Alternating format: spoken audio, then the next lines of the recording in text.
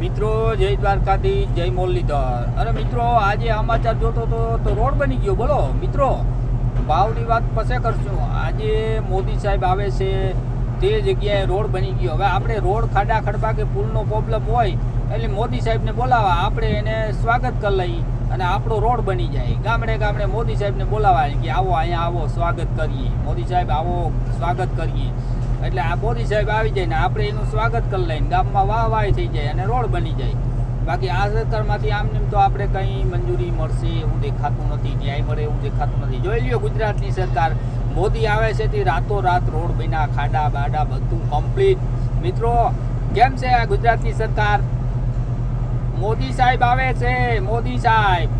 ખાડા ખડવા બધું હાવ plane, runway plane જાય એની જેમ હાવ ટકાટક બનાવી દીધો મિત્રો.